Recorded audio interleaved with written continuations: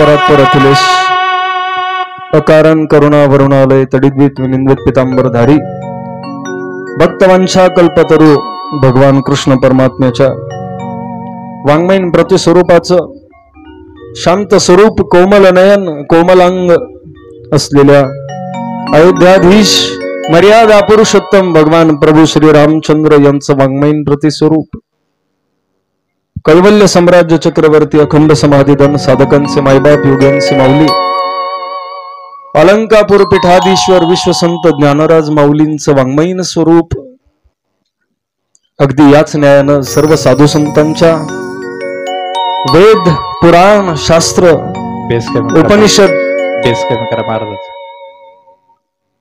ह्या सगळ्यांचा आधार ह्या सगळ्यांचं वाङ्मयीन स्वरूप असलेले हिंदू धर्मातले सर्व ग्रंथ ग्रंथाच्या रूपानं आपल्यामध्ये विराजमान असलेले सर्व संत आणि ह्या सगळ्या संतांचा शब्दातला अवतार या सगळ्या ग्रंथांचं जतन ज्या एका महापुरुषामुळे या मातीमध्ये झालं किंबहुना मी असं म्हणेल आपल्या देवघरातला देव आणि आपल्या देवघरातला आपला धर्मग्रंथ ज्या एका महापुरुषानं जिवंत ठेवला आपल्या मंदिराचा कळस ज्या महापुरुषामुळे आज आपल्याला पाहायला भेटतो आपल्या अंगणातली तुळस जिला आपण साक्षात विष्णू रूपा मानलंय ती ज्यांच्यामुळे आपल्या दारात आहे त्या महापुरुषाचं हे चरित्र पुरुष असो स्त्री असो प्रत्येकाच्या भावावरती असलेलं तिलक आणि त्या तिलकाला स्वाभिमानानं मिरवण्याचं भाग्य ज्या एका महापुरुषामुळे या मातीतल्या तुमच्या माझ्यासारख्या लाखो लोकांना प्राप्त झालं ते आपल्या कुलदैवताचं चाललेलं हे आख्यान चरित्र कथा सेवा आणि त्या सेवेचा आजचा हा अंतिम दिवस तत्प्रसंगी आपल्या सगळ्यांच्या समोर स्वराज्य संकल्पक पुण्यश्लोक आऊसाहेब जिजाऊ मासाहेबांच्या प्रतिमे शेजारी आणि हृदयस्थ असलेल्या छत्रपती शिवरायांना स्मरून आजच्या कथेला आरंभ करतो आजच्या कथेला नित्याप्रमाणे असलेली माझी सर्व गुरुबंधू माझी सगळी सहकारी मंडळी त्यात प्रामुख्यानं आमचे मार्गदर्शक आमचे गुरुजी हरिभक्तपरायण अनिल महाराज सहाबळे आडनाव सावळे असलं तरी त्यांच्याकडे अनेक प्रकारचं बळ आहे त्यांच्या बळाची कल्पना रात्रीच आपण कीर्तनात घेतली गाण्याबरोबर एक वाक्य सांगतो महाराज वारकरी संप्रदायामध्ये किंवा महाराष्ट्राच्या मातीमध्ये कलाकारांची कमतरता नाही कलेबरोबर स्वभावाची बरोबर जेवढी पाहिजे त्यापेक्षा अधिक ज्याला मांडणी करता आली तो खरा कलाकार असतो इतर कलाकारांना सहकार्य करणं आणि त्यांच्या जीवनामध्ये त्यांच्या कलेला मोठमोठ्या व्यासपीठावर मांडण्याकरता लागणारा आत्मविश्वास हे महाराष्ट्राच्या मातीतल्या फार कलाकारांना जमलेले आहे आणि तो भरण्याचं काम ते प्रत्येकाच्याच बाबतीत करतात म्हणून मी गमतीनं त्यांना सहा बळ म्हणतो एक कलेचं बळ आणि एक स्वभावाचं बळ कलेच्या बळानं फक्त एक जोपर्यंत व्यासपीठावर आहार तोपर्यंत लोकांवरती राज्य मिळवाल सोमनाथ महाराज कलेच्या जोरावरती जोपर्यंत प्रेझेंटेशन आहे तोपर्यंत समाजावरती राज्य मिळवू शकाल पण कलेपेक्षाही जर स्वभाव विनम्र असेल आणि स्वभाव सगळ्यांना घेऊन चालणारा असेल तर ती कला सुद्धा एक वेळ थांबेल शरीराच्या वयाच्या काळाच्या ओघात पण त्या स्वभावाने तो मनुष्य गेल्यानंतर सुद्धा या मातीत जिवंत राहतो ही स्वभावाची ताकद आहे संगीत विशारद हरिभक्तपरायण अनिरुद्ध महाराज नालेगावकर महाराज सुद्धा उपस्थित आहे कथेला महाराजींना धन्यवाद आणि आपल्या गावात ज्यांचे मामाश्री भाचे आहेत आपल्या गावचे मामा ज्यांचा मृदंग आपण रोज ऐकतो या संपूर्ण संभाजीनगर परिसरामध्ये वादन क्षेत्रात जी काही थोडी पोटी नावं आहेत त्यापैकी असलेले सोमनाथ महाराज बनकर महाराज सुद्धा कथेला महाराजांना धन्यवाद आणि ह्या सगळ्या कार्यक्रमासाठी रात्रंदिवस धडपड घेणारे आपल्या मोठा गल्ली प्रतिष्ठान गल्लीतली ही सगळं तरुण मंडळांना द्यावे तेवढे धन्यवाद एकदा तरुण मंडळाकरता सगळ्यांनी जोरात टाळी वाजवायची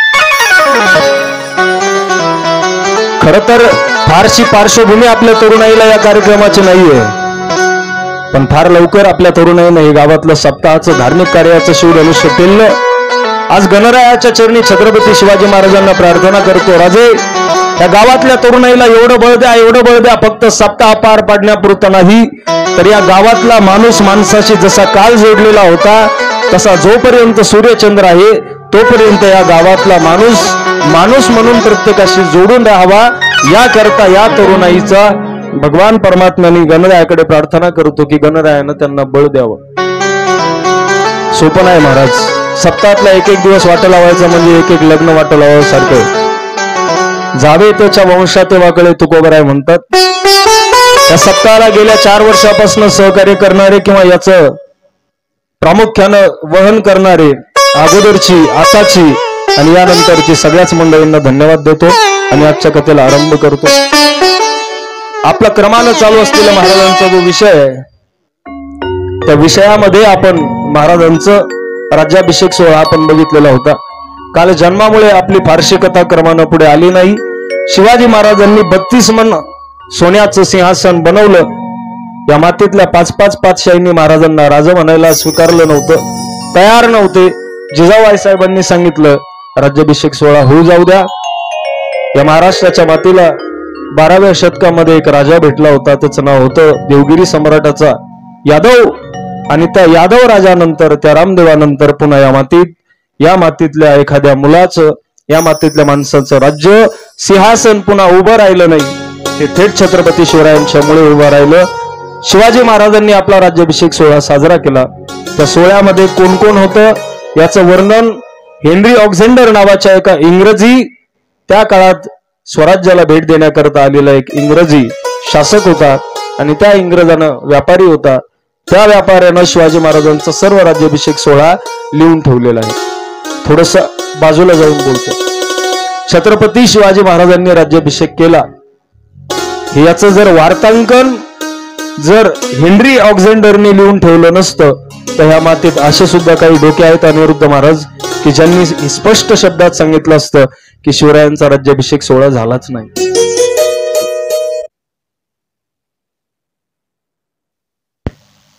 प्रचंड विरोध केला असता ह्या मातीतल्या लोकांनी. पण हेनरी ऑक्झेंडरनी हे लिहून ठेवल्यामुळं इंग्रजांना पहिले आणि मग भारतीयांना बुद्धी सुचल्यानंतर माहिती झालं की छत्रपती शिवरायांनी राज्याभिषेक सोहळा साजरा केला होता. या मातीतल्या माणसांनी कमी नाही केलं राजांना पाठीमागं ओढायला. काही गोष्टी इतिहासकार सांगत नाही. एक गोष्ट आहे, एकदा टाळी वाजवा सगळ्यांनी.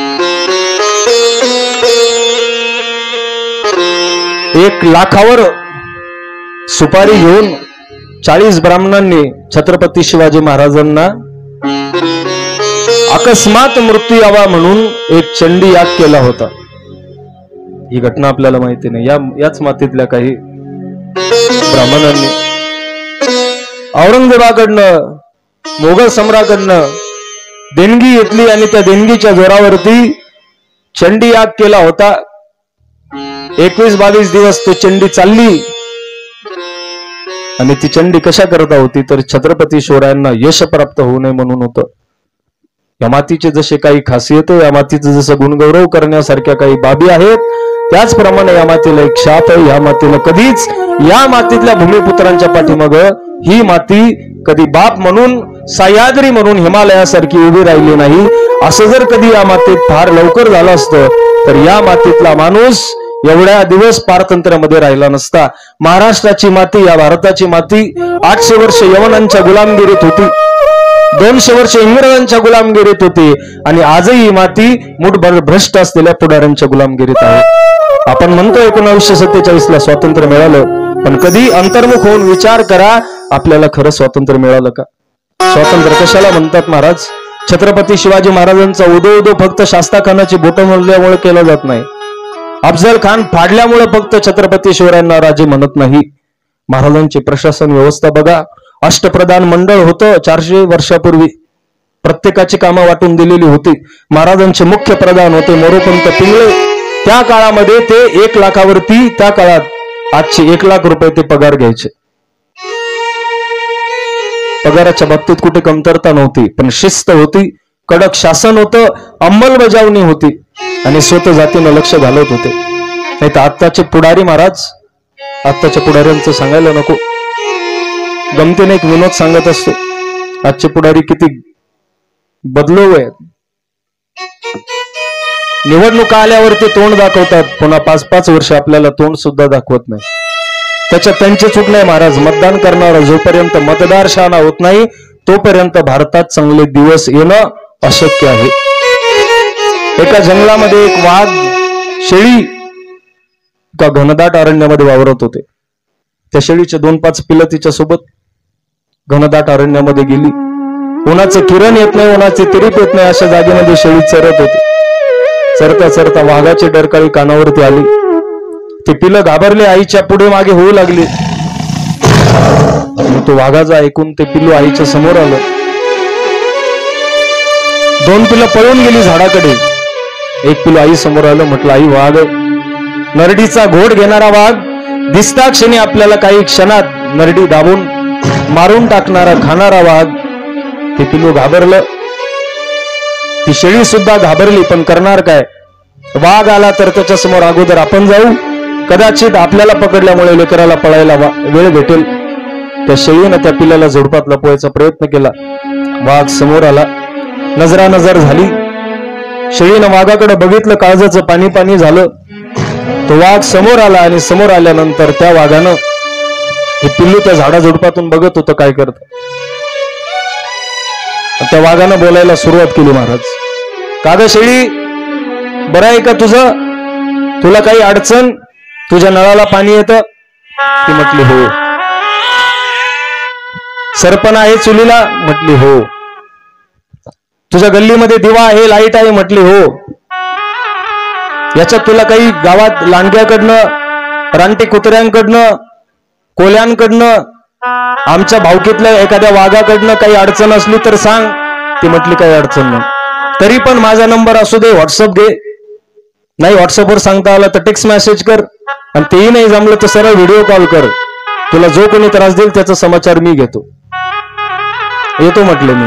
वाघानं वाकून जे अरे घातला आणि वाघ निघून गेला. वाघ जसा गेला तसा टुनकन उडी मारून ते शेळीचं पिल्लू समोर आलं. आईच्या डोळ्यात डोळे घालून त्या पिल्लानं कंबर कोसली आणि ते पिल्लू म्हणतं, आई, अगं वाघ आहे वाघ. एरवी न सोडणारा नरडीचा घोट घेतल्याशिवाय, 2-5 पिलं मारल्याशिवाय तू आपले जात नाही. आणि आज तो वाघ तुला गोड कस काय बोलत होता? काय जादू केली तू? तुझ्याकडे अशी कोणती शक्ती आली? तेव्हा त्या शेळीने सांगितलं, माझ्याकडे शक्ती वगैरे काय आली नाही बाळ्या. ज्या अर्थी नरडीचा गोड घेणारा वाघ गोड बोलतो त्याचा एकच अर्थ आहे, जंगलाच्या निवडणुका जवळ आलेल्या आहे. जोपर्यंत निवडणुका आहे तोपर्यंत वाघाच्या गळ्यात माळ आहे. आजकाल तोच पुढारी ना महाराज. पुढारी येतात आणि पुढारी आपल्याला काय करतात? प्रलोभन दाखवतात. त्या प्रलोभनाला आपण बळी पडतो आणि अशा भ्रष्ट पुढाऱ्यांच्या ताब्याखाली आपल्याला 5-5 वर्ष आपल्याला जगावं लागतं.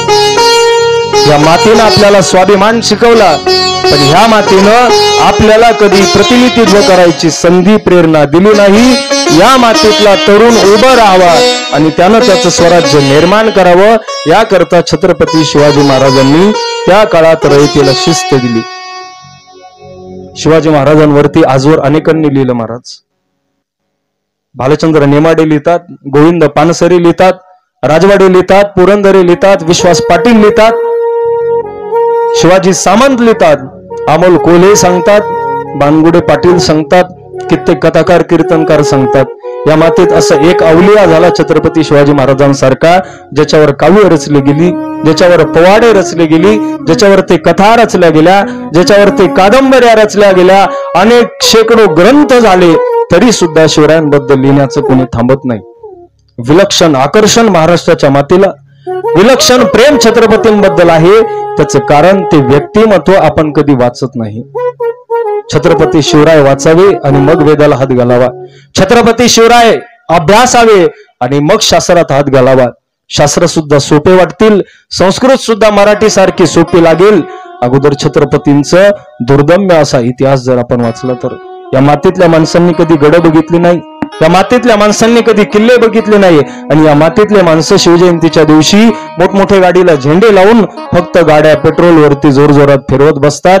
यापेक्षा शिवजयंती साजरी कशी करावी मला विचाराल तर मी 2 शब्दात सांगेल, छत्रपतींचे सगळे गड किल्ले उभे हयातीत, जोपर्यंत मनगटात बाहुत मध्ये बळ आहे तोपर्यंत सगळे किल्ले पाया खालून काढा आणि त्यानंतर छत्रपतींचा इतिहास वाचा आणि मगच मरा. तोपर्यंत मरायला सुद्धा परवानगी या मातीतल्या माणसांनी मृत्यूला देऊ नये. देवघरातला देव नंतर, मंदिरातला गणपती नंतर, पण अगोदर या सगळ्यांना शाबूत ठेवायची किमया ज्या महापुरुषांनी केली त्यांचं नाव आहे छत्रपती शिवाजी महाराज. त्या छत्रपती शिवाजी महाराजांनी रयतेला काडीला सुद्धा धक्का लागू दिला नाही. मी त्या पहिल्या दिवशी बोलून गेलो, महाराज 1000 वर राजे भारतात झाले, मग यांचं स्मरण का होतं सांगा बरं. त्याचं कारण आहे, सैनिकांना शिस्त होती. उभ्या पिकातून कधीच घोडे घालायचे नाही, उभ्या पिकातून कधी हत्ती टाकायचं नाही, उभ्या पिकातून कधी उंट टाकायचं नाही. एखादी अबला स्त्री, शिवाजी महाराजांचे एक होते सखुजी गायकवाड, नात्यानं बायकोकडचं फार जवळचं गणगोत, एक किल्ला लढवण्याकरता गेले. एक स्त्री तो किल्ला लढवत होती. त्या स्त्रीनं जवळपास 25 दिवस किल्ला ताब्यात दिला नाही मराठ्यांच्या. आणि सखुजी गायकवाडांनी शर्त केली, किल्ला मिळवला. किल्ला मिळवल्यावरती विजयाच्या उन्मादामध्ये त्या किल्लेदाराची ती एकटी पत्नी बाकी होती. त्या पत्नीच्या अंगावर हात घातला. राजांना कळालं, यांनी यांची मर्यादा ओलांडली. शिवाजी महाराजांनी त्याच क्षणाला कुठलाही विचार न करता बायकोच्या गणगोतातला सगळ्यात जवळचा नातेवाईक असताना सुद्धा छत्रपती शिवरायांनी त्यांचे दोन्ही डोळे शिवाजी महाराजांनी आपल्या हजेरीमध्ये काढायला लावले. आणि शिवरायांनी अखंड जन्मठेप त्या सखुजी गायकवाडाला केली. शासन करताना आपला परका बघितलं नाही, सैनिकांना शिस्त लावायचे कधी विसरले नाही. म्हणून छत्रपती शिवरायांचं हे चरित्र 400 वर्षानंतर सुद्धा जिवंत आहे. मरणार तुम्ही आहे, मी आहे महाराज, पण मरण्याआधी जगायचं कसं हे सांगणारं जर चरित्र कुठल्या राजाचं असेल तर ते छत्रपती शिवाजी महाराजांचं आहे. प्रत्येकाला मरायचं ना महाराज. ज्या वेशीतून आपण लग्नाची वरात घरात आणली, त्याच वेशीतून आपल्या अग्निसंस्काराची वरात निघणार आहे. त्या अगोदर प्रत्येकानं जगायचं कसं शिकावं छत्रपती शिवराय शिकवतात. प्रत्येकाला मरायचं महाराज. एक मराठी शायर आहे अनिल महाराज, तो शायर फार गोड वर्णन करतो. तो म्हणतो प्रत्येकाला मरायचं, सगळं इथं ठेवून मरायचं. 5 मजली बिल्डिंग बांधलीये, स्टायलिश फरशी लावली, त्याला फरशीत बघितलं तर आपलं रुपडं दिसावं, आरशासारखी फरशी वापरली, बाहेरच्या देशातलं सिमेंट वापरलं, लोखंड सुद्धा चांगल्या क्वालिटीचं वापरलं. तुम्ही काहीही केलं ना महाराज, तरी सुद्धा शेवटची अंघोळ त्या घरात नसते. हे वास्तव असून सुद्धा मनुष्य सुधरत नाही. तो मराठी शायर म्हणतो सगळं इथं राहणार आहे. जिंदगी एक किराए का घर है, जिंदगी एक किराए का घर है, एक न एक दिन बदलना पड़ेगा, एक न एक दिन बदलना पड़ेगा, एक न एक दिन बदलना पड़ेगा. जिंदगी एक किराए का घर है, जिंदगी एक किराए का घर है, एक न एक दिन बदलना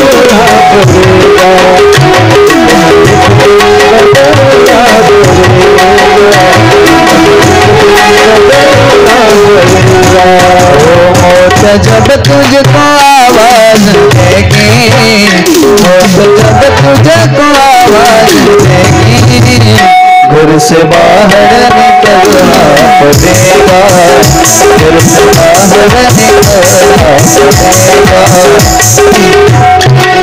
संत सुद्धा आपल्याला सांगतात आऊट घटकेचा असलेला हा देह आपल्याला प्राप्त झाला, कधी हा देह गळून पडेल हे आपल्याला सांगता येत नाही. एक शायर होता, तो शायरी करतो मराठीमध्ये. आजवर आपण अनेक हिंदी शायरी ऐकतो. तो शायर म्हणतो आज मी ज्या घरात आहे, आज मी ज्या घरात आहे, एक दिवस मी त्या घरात नसेल. आज मी ज्या घरात आहे त्या घरात एक दिवस मी नसेल. मी गेल्यानंतर माझ्या अनुपस्थितीमध्ये छोटासा मिणमिणता दिवा असेल. काय म्हणतो तो? आज मी ज्या घरात आहे त्या घरामध्ये एक दिवस मी नसेल. मी गेल्यानंतर छोटासा मिणमिणता दिवा असेल. 10 दिवस तो दिवा माझी आठवण आपल्या सगळ्यांना करून देईल. 10 दिवस तो दिवा माझं स्मरण करून देईल. शिवरंजन ठेव. 10 दिवसानंतर तो दिवा बाजूला होईल महाराज. शायर काय म्हणतो बघा, आज मी माझ्या घरात आहे, एक दिवस मी माझ्या घरात नसेल. मी गेल्यानंतर मला जाळल्यानंतर 10 दिवस छोटासा दिवा असेल. एक दिवस तो दिवा बाजूला होईल. तो दिवा बाजूला केल्यानंतर ज्या घरात मी 40-50 वर्षाचं आयुष्य जगलो त्या घरात माझा फोटो एका लाकडी चौकटीमध्ये घरातल्या एका भिंतीला एखाद्या छिद्रात एखाद्या खेळाला टांगलेला असेल. तो शायर पुढे फार गोड वर्णन करतो. ज्या घरात मी 50 वर्ष संसार केला, ज्या घरात पत्नी मुलं वाढवली, ज्या घरामध्ये आईवडिलांनी माझा सांभाळ केला, ज्या मातीमध्ये मी रांगलो, खेळलो, बागडलो, वाढलो, शाळा झाली, कॉलेज झाली, लग्न झाली, मुलं झाली, ज्या घरात ज्या उंबरठ्यात हे सगळं झालं, ते घर सोडून गेल्यानंतर दिव्यानं आठवण केली. दिव्याची जागा फोटोनी घेतली. ज्या घराचं बांधकाम केलं, ज्या घराची भिंत बांधली, त्याच एका भिंतीत खेळाला तो फोटो टांगलेला आहे. तो शायर म्हणतो ती भिंत किती दिवस उभी राहील? 40 वर्षानंतर 50 वर्षानंतर ती भिंत गळून पडेल. आणि तो शायर फार गोड बोलतो. तो शायर म्हणतो ज्या घरात मी राहिलो त्या घरातली ती भिंत एक दिवस खराब होईल. भिंत खराब झाल्यावरती खिळा त्या भिंतीला सोडेल, खिळा खाली येऊन पडेल, जमिनीवरती खिळा एकटा येणार नाही. तो शायर म्हणतो येताना माझा फोटो घेऊन येईल आणि तो फोटो खाली पडल्यानंतर तो फोटो तुटेल, फुटेल, त्याची लाकडी चौकट एका बाजूला, फोटो एका बाजूला, काचा एका बाजूला असतील. आणि तो शायर म्हणतो ज्या घरात मी 40-50 वर्ष राहिलो त्या घरात मी गेल्यानंतर माझी आठवण देण्याकरता त्या भिंतीतलं एक छोटस छिद्र माझी आठवण पाठीमागच्यांना देत राहील. तुमच्या माझ्या आयुष्याचं काय महाराज? आपण गेल्यानंतर आपले फोटो लटकतील, त्याच्या पलीकडे आपलं जीवन नाही. पण महापुरुषांचं चरित्र 400 वर्षानंतर सुद्धा या मातीत जिवंत राहतं. संतांचं चरित्र हजारो वर्षानंतर या मातीत जिवंत राहतं. कारण या लोकांनी जिवंतपणे जगायचं कसं आणि मेल्यानंतर जिवंत राहायचं कसं हे आपल्या समोर चरित्राच्या रूपानं ठेवलं. त्या शिवरायांचं चरित्र आहे महाराज. वर्षभर जरी शिवरायाचं चरित्राचं गायन केलं न संपणार आहे.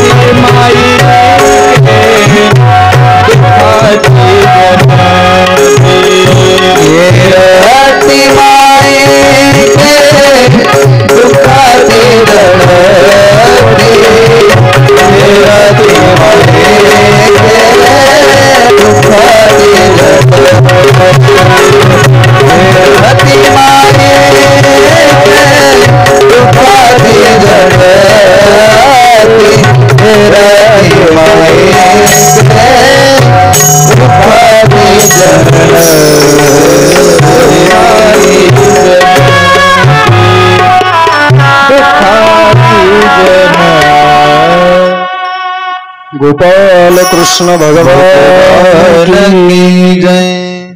तुका म्हणे कामरणीची सरे उत्तमची उरे कीर्ती मागे. आपण गेल्यानंतर कीर्ती मागे ठेवणाऱ्या या महापुरुषांना आपण सगळ्यांनी 2 हस्तक 3रं मस्तक ठेवून आपण यांच्या चरणी साष्टांग प्रणिपात करावा. छत्रपती शिवरायांचे अजरामर अशा प्रकारचं चरित्र आपल्या सगळ्यांच्या जीवनातून एकदा वाचण्यात जावं. आपल्या सगळ्यांना काल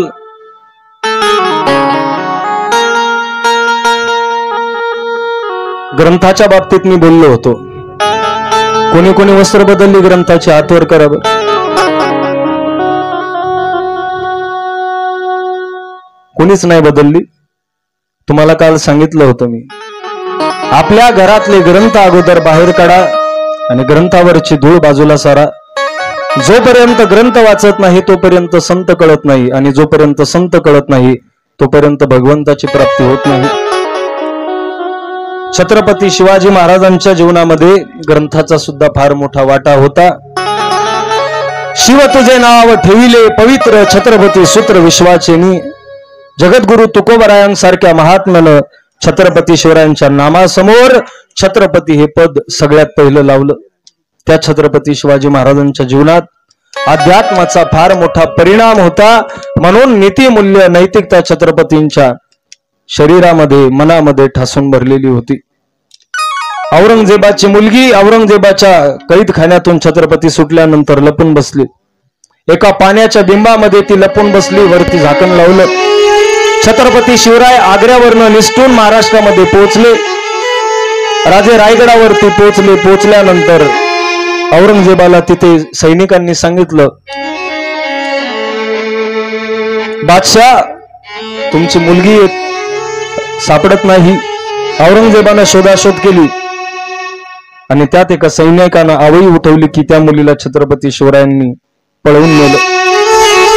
हे ऐकल्यानंतर औरंगजेबाला राग यायला पाहिजे होता, पण त्या औरंगजेबानं महाराज सांगितलं काय ऐका. औरंगजेबाच्या त्यांनी त्यांचा खबरनामा लिहिलेला आहे आणि खबरनाम्यात औरंगजेब म्हणतो, अगर हमारी लड़की दक्कन के सिवा के साथ अगर गई होगी तो डरने की बात नहीं, ढूंढो मत. अगर वो सिवा के साथ है तो वो महसूस है, अगर वो सिवा के साथ है तो फिक्र की कोई बात नहीं, क्योंकि अल्लाह ने मुझे एक बंदा दिया, अल्लाह ने एक दुश्मन दिया, दिया तो कैसा दिया, सिवा भोसला जैसा दिया. सिवा को हम रग रग वाकिफ है, ये सिवा हर बात को भूलेगा, ये सिवा हर बात एक बार मुगल सम्राट के खिलाफ जा सकता है, लेकिन ये सिवा की एक बात है, सिवा किसी औरत किसी की लड़की की इज्जत सिवा अपने माँ के समान करता है. सिवा की अगर बात है तो आप उसे ढूंढना और आप उसे शोधना. मराठीत आपल्या तिला शोधायचं बंद करा. बंद केलं त्या सैनिकांनी. एक दिवस गेला. औरंगजेबाला वाटलं खरंच शिवासोबत गेली. गुप्तहेर पाठवली. गुप्तहेरांकडनं माहिती कळाली की ती रायगडावर नाहीये आणि ती तरुणी त्याची मुलगी दुसऱ्या दिवशी सकाळी जिथं लपली होती तिथनं बाहेर पडली. छत्रपती शिवरायांनी जेव्हा समाधी घेतली तेव्हा औरंगजेबाच्या कानावरती बातमी कळाली आणि तेव्हा औरंगजेब खाली बसल्यानंतर त्यानं विशेष नमाज महाराजांकरता घातली. सगळ्या मोगल सम्राटाचे सैनिक गारद झाले. महाराज आयुष्यभर ज्याच्या पाठीमागे फिरलास, तू ईर्ष्येला पेटला होता छत्रपती शिवरायांना पराभूत करण्याकरता. तुझी ईर्ष्या लाजली पण छत्रपती शिवराय सापडले नाही. काळानं त्यांना जिंकलं किंवा काळानं त्यांना थांबवलं, नाहीतर त्यांना थांबवायची ताकद उभ्या भारतात कुठल्याच सत्तेमध्ये नव्हती. असा छत्रपती शिवाजी महाराजांची निधन वार्ता कळाल्यानंतर औरंगजेब गुडघ्यावरती बसून दोन्ही हात समोर केले, नमाज ठोकली आणि नमाज ठोकल्यावरती औरंगजेबाचे शब्द त्या काळातल्या त्याच्या सरदारानं लिहून ठेवलेत. औरंगजेब म्हणत होता, हे अल्लाह तुझ्या स्वर्गाचे द्वार उघडे ठेव. या जगातला सगळ्यात नेक बंदा छत्रपती शिवाजी महाराज तुझ्या दारात येत आहे. आयुष्यभर इतर ग्रंथाची, इतर लोकांच्या धर्माच्या आस्थाची केंद्र ज्यानं जपली, प्रत्येक स्त्री आई बहिणीसारखं ज्यानं जपली, स्वतःच्या मातीचं स्वाभिमान ज्यानं आमच्या विरोधात कुठल्याही प्रकारची पार्श्वभूमी नव्हती, ना त्याचा बाप राजा होता ना त्याच्या पूर्व पिढ्यांमध्ये कोणी राजेशाही होती. सामान्य शेतकऱ्याचा पोर माझ्या विरोधात उभं ठाकलं. नुसतं उभं ठाकलं नाही तर आजही हे अल्लाह मला तो दख्खन जिंकता आला नाही, पण मी धन्यवाद करेल तुला, कारण तुम्हाला जो दुश्मन दिला तो छत्रपती शिवरायांसारखा दिला. अशा महान आत्म्याचं स्वागत करण्याकरता स्वतः तू त्यांना घेण्याकरता दारामध्ये कर जा, अशी प्रार्थना करून त्यानं त्याची नमाज थांबवलेली आहे. आपले मित्र आपले होत नाहीत महाराज. गल्लीतल्या 4 बाया आपल्या बाजूने बोलत नाही. आपल्या क्षेत्रातली 4 माणसं आपल्या बाजूने नसतात. आणि आपण आपला छोटासा स्वाभिमान, आपल्या छोट्याशा प्रतिष्ठा, पदा, कलेचा अहंकार धारण करतो. आपल्या बाजूने 4 माणसं उभं राहू शकत नाही. आपल्या बाजूने 4 माणसं येतात कधी? रामनाम सत्य म्हणायला. तोपर्यंत 4 माणसं आपल्याकडे गोळा होत नाही. असो, शिवाजी महाराजांचं चरित्र संघटन शिकवतं. मनामनात राज्य कसं करावं शिवराय शिकवतात. अशा महापुरुषाला मनोमन नतमस्तक होतो, दंडवत घालतो. आणि छत्रपती शिवरायांनी जे काळावरती सत्ता विजय मिळवलेला आहे, त्या काळावरती मिळवलेल्या सत्तेचं आपण भजन चिंतनाच्या माध्यमातून गौरव करू. अनिल महाराज साबळे पुढे म्हणतील, आपण सगळ्यांनी पाठीमागे देवाचं भजन करायचं. कृष्ण गोविंद हरे मुरारे हे नाथ नारायण वासुदेव. श्री कृष्ण गोविंद हरे मुरारे हे नाथ नारायण वासुदेव. कृष्ण गोविंद हरे मुरारे हे नाथ नारायण वासुदेव. कृष्ण गोविंद हरे मुरारे हे नाथ नारायण वासुदेव.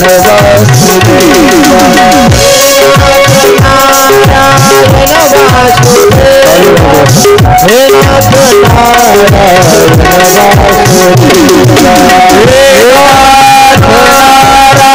वासुदेव.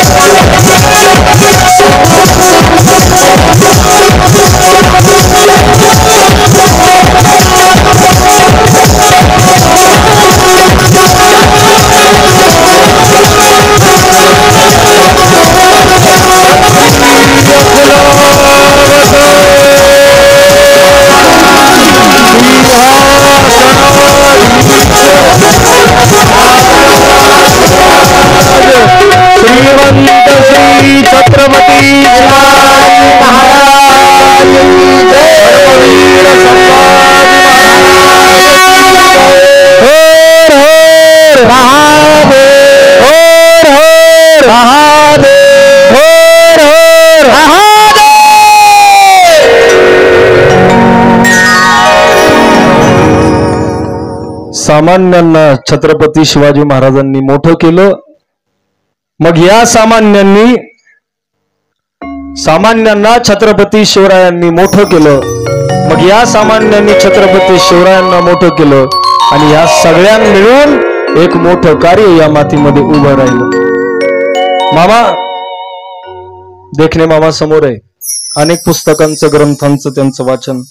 एक चांगला विचार एक चांगला विचार जेव्हा सामान्य लोक स्वीकारतात, एक चांगला विचार जेव्हा सामान्य लोक स्वीकारतात तेव्हा तो विचार एक शक्ती बनतो. एक चांगला विचार जेव्हा तुमच्या माझ्यासारखी सामान्य लोक स्वीकारतात तेव्हा ती एक शक्ती बनते आणि ती शक्ती या सामान्यांकडनं असामान्य कार्य करून घेत असते. व्यवस्थेच्या विरोधात छत्रपती शिवाजी महाराज उभं राहिले हे वाटतं तेवढं सोपं नाहीये. व्यवस्थेच्या विरोधात उभं ठाकून व्यवस्थेचा एक भाग बनून ती व्यवस्था उलथावून टाकून पुन्हा सगळ्यांना अनुकूल, सगळ्यांना आवडेल आणि सगळ्यांकरता योग्य असेल अशी व्यवस्था उभा करणं, याकरता जे बळ लागतं ते बळ छत्रपती शिवरायांखेरीज या मातेत कोणाकडे नव्हतं. म्हणून या असामान्य डोंगरासारखं कार्य या मातेत उभं राहिलं. आपल्या सगळ्यांची ती जबाबदारी आहे. या कार्याला असं जिवंत ठेवण्यासाठी आपल्या सगळ्यांचं ते देणं लागतं. छत्रपती शिवरायांचा वारसा पुढच्या पिढीला असाच बरोबर देण्याकरता आपल्या समोर संस्काराचं, आपल्या समोर पुढची पिढी घडवण्याचं प्रचंड आव्हान आहे महाराज. एक शिक्षक भ्रष्ट झाला तर पुढच्या सगळ्या पिढ्या बाद होतात. आईवडिलांकडनं जर पालन पोषण करण्यात जर कमतरता पडली, संस्कार देण्यात जर आपल्याकडनं चूक झाली तर एक पिढी बर्बाद होत असते. आणि त्याच्यामुळे आपली जबाबदारी आहे, आपण मुलं घडवत असताना आपल्या मुलांसमोर आपण छत्रपती शिवाजी महाराज कसे देऊ शकू हे आपल्या जीवनामध्ये फार महत्वाचं आहे. शिवाजी महाराज हे एक असं रसायन आहे महाराज. डॉक्टर बाबासाहेब आंबेडकर म्हणायचे, शिक्षण हे वाघिणीचं दूध आहे. शिक्षण हे वाघिणीचं दूध आहे, जो पिल तो गुरगुरल्याशिवाय राहणार नाही.